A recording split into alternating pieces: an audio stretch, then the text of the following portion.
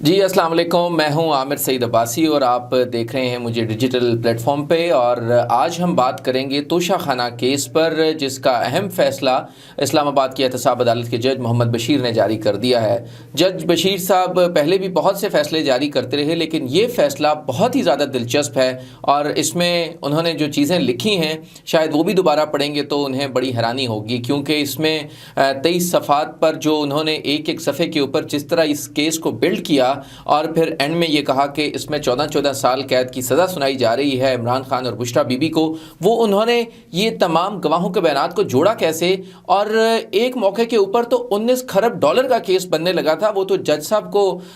شاید وہ انہوں نے سنبھالا اور گواہ کو کہا کہ بس اس کو تھوڑا سا ذرا کم رکھیے گا۔ میں آپ کو اس ساری تفصیل سے آگاہ کروں گا اس اپنے وی لاگ میں۔ سب سے پہلے تو آپ کو بتائیں کہ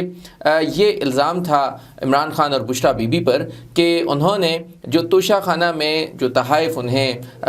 بیرون ملک دوروں سے ملتے رہے وہ انہوں نے جمع نہیں کروائے۔ مجموعی طور پہ کہا گیا 108 تحائف تھے، لیکن بنیادی جو کیس ہے وہ 10 تحائف کا ہے، جس میں گراف کی جو اہم ترین جیولری تھی اس کا ذکر ہے اس مقدمے میں۔ اس میں یہ کہا گیا کہ فیصلہ لکھتے ہوئے جج بشیر صاحب نے یہ لکھا کہ مجموعی طور پہ 16 گواہان کے بیانات ریکارڈ کیے گئے، لیکن صرف 5 پر جرح کی اجازت دی گئی، اور اس کے بعد یہ کہا کہ مزید جو ہے وہ کیونکہ ملزمان تاخیری حربے استعمال کر رہے تھے، اس لیے مزید ہم عدالت کا وقت ضائع نہیں کر سکتے، بہت قیمتی وقت ہے عدالت کا، لہٰذا ہم نے یہ فیصلہ کیا کہ اب مزید ہم سوال جواب کی اجازت نہیں دے سکتے، جو نیب کے گواہ کہیں گے ہم اس کے بعد فیصلہ کر دیں گے، اور ایسا ہی کیا انہوں نے۔ سب سے اہم بات یہ ہے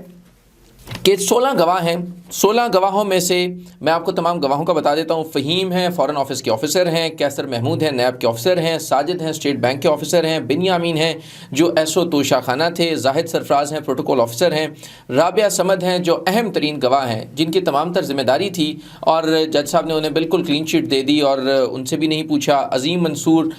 رابعہ جو تھی وہ کسٹمز کی اپریزر تھیں، پرنسپل اپریزر جو تھے وہ عظیم منظور تھے، مستنصر امام جو اے ڈی نیب تھے، اسسٹنٹ ڈائریکٹر نیب تھے، رحیم اللہ خان کونسلیٹ دبئی میں تھے پاکستانی سفارت خانے میں، محسن حبیب ان کا بھی بہت اہم کردار ہے، عرفان رفاقت کونسلر تھے یہ بھی دبئی میں، عبداللہ خان اسسٹنٹ کمشنر جنہوں نے اہم ترین گواہ جو اپنے آپ کو وعدہ معاف گواہ بنے اور یہ کہا کہ انہوں نے سارا انڈر ویلیو کیا تھا ان جیولریز کو، ان کا بیان ریکارڈ کیا انہوں نے۔ اس کے بعد عمران بشیر جو اہم ترین گواہ جنہوں نے یہ کہا کہ انہوں نے مارکیٹ کے ڈیلر سے پتہ کیا اور پوری مارکیٹس میں وہ گھومتے رہے اور اس کے بعد انہیں پتہ چلا کہ یہ تو بہت کم ویلیو بشریٰ بی بی اور عمران خان نے درج کی تھی، لہٰذا اس کی اصل ویلیو تو بہت زیادہ تھی اور وہ تو انہوں نے کھربوں میں پہنچا دی تھی، وہ جج صاحب نے ان کو درست کروایا۔ تو اس کے بعد پھر جو 14ویں گواہ ہیں وہ انعام اللہ ہیں اور صہیب عباسی ہیں، سب سے اہم گواہ جو پرائیویٹ اپریزر جنہوں نے نجی طور کے اوپر اس جیولری کی اسیسمنٹ کروائی اور کہا کہ یہ بہت مہنگی تھی جو ہے وہ اصل میں، اور غلطی سے مجھے انہوں نے ہدایات دی تھیں اس لیے میں نے اس کو ذرا کم ریٹ لگوا دیے۔ اور اس کے بعد محسن ہارون ڈپٹی ڈائریکٹر تھے نیب کے۔ کہانی شروع یہاں سے ہوتی ہے کہ جیولری جب آتی ہے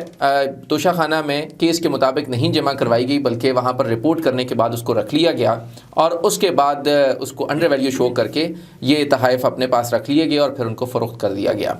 تو یہ جب کیس شروع ہوا تو بیان جب جج صاحب نے لکھنے شروع کیے تو انہیں سب سے پہلے جو اہم ترین گواہ ہیں وہ ہیں عمران بشیر صاحب۔ اب عمران بشیر صاحب دبئی میں ایک سٹور تھا اس پہ کام کرتے ہیں اور اس سٹور کا نام ہے رینبو امپیکس۔ اس سٹور کے اوپر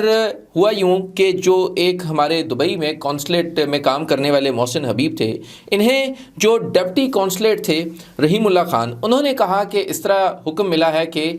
یہاں پر جو ہمیں جیولری آئی تھی گراف کمپنی کی، اس کمپنی سے سب سے پہلے معلوم کرنا ہے کہ اس جو جیولری ہے اس کی اصل قیمت کیا تھی اور اس کو انڈر ویلیو شو کیا گیا۔ تو جو رحیم اللہ خان ہیں جو ڈپٹی کونسلیٹ ہے وہ خود گئے گراف کمپنی کے پاس اور انہوں نے کہا کہ آپ نے یہ جو سب سے بنیادی بات تو یہ ہے کہ اس میں اصل جیولری کسی کے پاس نہیں تھی اور نہ کسی نے دیکھی، صرف اس کی اسپیسیفیکیشنز تھیں۔ ان اسپیسیفیکیشنز کی بنیاد کے اوپر یہ جو ہمارا عملہ تھا دبئی میں وہ گیا اس کمپنی کے پاس اور انہوں نے کہا کہ ہمیں اس کی اصل قیمت بتائی جائے۔ تو گراف کمپنی نے اصل قیمت بتانے سے انکار کر دیا، انہوں نے کہا کہ جیولری کو دیکھے بغیر کیسے ہم آپ کو بتا دیں کہ اس کی اصل قیمت کیا ہے۔ تو جو کونسلیٹ میں تھے رحیم اللہ خان صاحب، وہ گئے وہاں پہ اور انہوں نے بتایا کہ معاملہ بڑا حساس ہے اور ہمیں یہ تو کروانا ہے۔ پھر انہوں نے ڈیوٹی لگائی، جو ایڈمن تھے، اسسٹنٹ ایڈمن تھے دبئی کونسلیٹ میں ہی، محسن حبیب ان کو کہا، وہ وہاں پر مارکیٹس میں گھومتے رہے۔ وہ کہتے ہیں میں دبئی بھی گیا، میں شارجہ بھی گیا، میں trade area, free zone trade area ہے وہاں بھی گیا، مختلف مارکیٹس میں وہ گھومتے رہے اور سب سے پوچھتے رہے کہ اس کی پرائس بتا دیں، تو انہیں کسی نے نہیں بتائی۔ پھر وہ اپنے کارڈ سب کو دیتے آئے، سب مارکیٹس میں اور سب وہاں پر جو جیولری کے ڈیلرز تھے ان سب کو، اور اس کے بعد پھر ایک دن کونسلیٹ میں آئے ایک صاحب، ان کا نام تھا عمران بشیر صاحب۔ انہوں نے کہا کہ مجھے آپ اس دکان پر آئے تھے رینبو امپیکٹس، انہوں نے مجھے بھیجا ہے کہ آپ کو اس جو گراف جیولری ہے اس کی اسسمنٹ کروانی ہے، تو میں آپ کو کروا دیتا ہوں۔ انہوں نے بتایا کہ وہ اپنے ایک مصری دوست کے ساتھ پھر وہ یہ اسپیسیفیکیشنز لے کر جو کاغذ پہ تھیں، وہ اسپیسیفیکیشنز لے کر کچھ ڈیلرز کے پاس گئے، اور پھر انہیں یہ پتہ چلا کہ اس کی جو اصل قیمت تھی وہ تو انہوں نے اپنے بیان میں یہ لکھوایا کہ 19,492 ملین ڈالرز، انہوں نے بتایا 19 کھرب ڈالر اس کی قیمت ہے۔ تو اس پہ جج صاحب نے اپنے فیصلے میں یہ لکھا کہ بعد میں انہوں نے پھر درستگی کروائی، انہوں نے کہا معذرت کہ یہ 19 ملین ڈالر تھا، اور پھر انہوں نے بتایا کہ 1,90,00,000 ڈالر کی اس کی اصل قیمت تھی اس جیولری کی، اور یہ بھی انہیں گراف کمپنی نے نہیں بتایا، بلکہ یہ اس اسپیسیفیکیشنز جو اس کی معلومات تھی اس پیپر پہ لکھی ہوئی، اس کی بنیاد کے اوپر وہ مارکیٹ گئے اور مارکیٹ کے کچھ ڈیلر سے انہوں نے بات کی، اور اس کے بعد انہوں نے یہ اپنی رپورٹ دی، اور رپورٹ ان کا بیان ریکارڈ کیا، بیان حلفی ریکارڈ کیا گیا، اور پھر وہ عمران بشیر صاحب کا جو بیان ہے اس کی بنیاد کے اوپر ہی یہ پورا مقدمہ چلا۔ اور دوسرا جو اہم ترین گواہ ہے وہ ہیں سہیب عباسی، جو پرائیویٹ اپریزر ہیں۔ اب وہ پرائیویٹ اپریزر ہیں، وہ یہ کہتے ہیں کہ مجھے ایک جو پرائم منسٹر آفس کے جو کنٹرولر تھے انعام اللہ، انہوں نے کہا تھا کہ ہمیں بشرا بی بی اور عمران خان صاحب کی